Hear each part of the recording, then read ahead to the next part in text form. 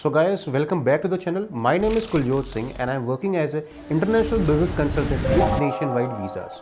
जैसे कि हमने पिछली वीडियो में बात करी थी फेडरल स्किल वर्कर प्रोग्राम के बारे में, तो आज हम बात करने जा रहे हैं इसकी एलिजिबिलिटी क्राइटेरियाज के बारे में।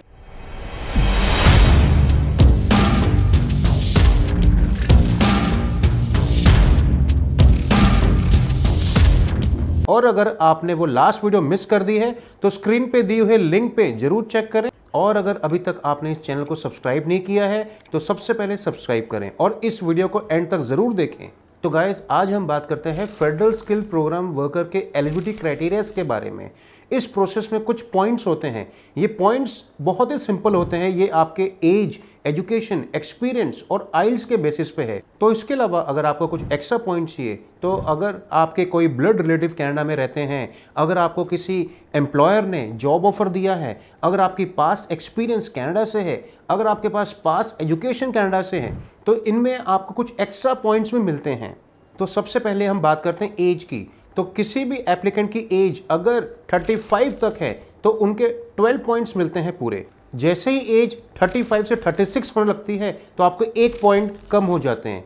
तो इसी तरीके से हर साल आपके 1-1 पॉइंट कम होने शुरू हो जाते हैं। अब हम बात करते हैं एजुकेशन के बारे में। अगर किसी ने ग्रेजुएशन करी है, चाहे किसी भी फील्ड में, चाहे जनरल हो चाहे टेक्निकल फील्ड में हो, तो उनको 21 पॉइंट्स मिलते हैं। और अगर ग्रेजुएशन के अलावा किसी ने एक्स्ट्रा कोई PGDM कोर्स किया है या कोई डिप्लोमा किया है तो उनको एडिशनल 1 पॉइंट मिलते हैं। अगर किसी ने कोई टेक्निकल फील्ड में मास्टर्स कर रखी है, जैसे कि फॉर एग्जांपल किसी ने MTech करी है, MCA किया है या MBA किया है, तो गवर्नमेंट उनको 23 पॉइंट देते हैं। और इसके अलावा अगर आपके पास PhD डिग्री है तो आपको पूरे 25 पॉइंट मिलते हैं। अब हम बात करते हैं एक्सपीरियंस के बारे में। तो गाइज, अगर आपके पास वर्क एक्सपीरियंस चाहे किसी भी फील्ड में, अगर आप किसी कंपनी में जॉब कर रहे हैं या आप अपना बिजनेस ही क्यों ना कर रहे हैं, तो आपको इसके अंदर कुछ पॉइंट्स मिलते हैं। अगर आपके पास 1 साल का एक पूरा एक्सपीरियंस है, आप ये दिखा सकते हैं कि आपके पास सैलरी स्लिप्स है, अपॉइंटमेंट लेटर्स हैं, ऑफर लेटर्स हैं, या अगर आपकी इंक्रीमेंट भी हुई है, इसके बेस पे आपको अपना प्रूफ शो करने में बहुत ही आसानी होती है। तो अगर आपके पास पूरे 1 साल का एक्सपीरियंस है तो आपको 9 पॉइंट मिलते हैं। और अगर किसी के पास 2 साल से 3 साल का एक्सपीरियंस है तो उनको 11 पॉइंट मिलते हैं। इसके अलावा अगर 4 से 5 साल का एक्सपीरियंस है तो 13 पॉइंट मिलते हैं।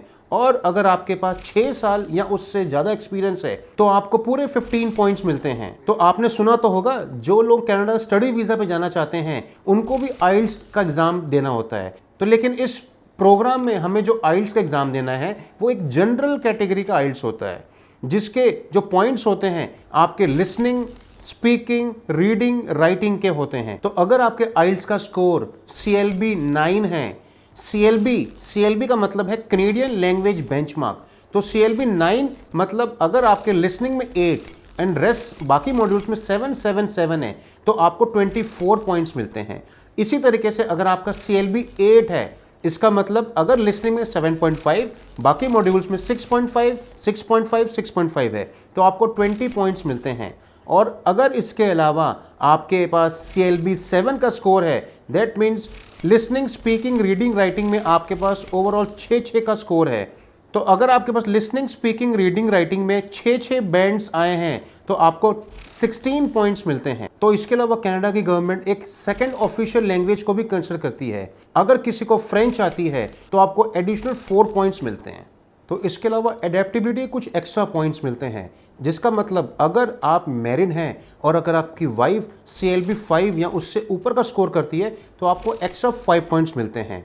और यही अगर आपके पास कनाडा में 2 साल की कोई एजुकेशन है फिर भी आपको 5 पॉइंट एक्स्ट्रा मिलते हैं। अगर आपकी वाइफ ने भी पढ़ाई करी कनाडा से फिर भी आप 5 पॉइंट ले सकते हैं। और अगर आपके पास कनाडा का 1 साल का फुल टाइम वर्क एक्सपीरियंस है और अगर आप हैं प्राइमरी एप्लीकेंट, इसका मतलब एप्लीकेशन आपके नाम से लग रही है, तो आपको 10 पॉइंट्स मिलते हैं। और यही एक्सपीरियंस अगर आपकी वाइफ के पास है कनाडा का 1 साल का तो उनको 5 पॉइंट मिलते हैं। और सबसे इंपॉर्टेंट जो बहुत से कंसल्टेंट भूल जाते हैं कि एडेप्टेबिलिटी फैक्टर के अंदर हमारे 5 पॉइंट्स अरेंज एम्प्लॉयमेंट के भी मिलते हैं।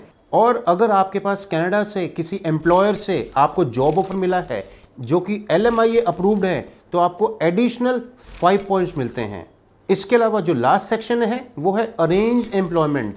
तो गाइस एडेप्टेबिलिटी में बहुत सारे पॉइंट्स की हमने बात कर ली, लेकिन सबसे इंपॉर्टेंट बात यह है कि टोटल जो पॉइंट्स आप क्लेम कर सकते हैं तो एडेप्टेबिलिटी में, तो वो सिर्फ 10 पॉइंट्स हैं। अब हम बात करते हैं अरेंज एम्प्लॉयमेंट के, जो अलग से सेक्शन है, इसके भी आपको एडिशनल कुछ 10 पॉइंट्स मिलते हैं। जैसा कि हमने बात करी थी एडेप्टेबिलिटी में, जो लास्ट पॉइंट था कि आपके पास अगर LMI है तो आपको 5 पॉइंट्स मिलेंगे, तो उसके लिए गवर्नमेंट ने यहाँ अलग से सेक्शन दे रखा है अरेंज एम्प्लॉयमेंट का। अगर आपके पास एक जॉब ऑफर है तो आपको यहाँ पूरे 10 पॉइंट्स मिलते हैं। तो गाइस ये था एलिजिबिलिटी क्राइटेरिया के बारे में। इसका मतलब कि अगर आपके आउट ऑफ 100 जो ये सारे फैक्टर्स हैं ये आउट ऑफ 100 देखे जाते हैं, तो अगर आपके आउट ऑफ 100 67 पॉइंट्स बनते हैं तभी आप एप्लीकेशन सबमिट कर सकते हैं। इस वीडियो में जो हम बात कर रहे हैं पॉइंट्स के बारे में, एलिजिबिलिटी क्राइटेरियाज के बारे में, इनके अलावा भी कुछ पॉइंट्स होते हैं जिसे हम कहते हैं CRS।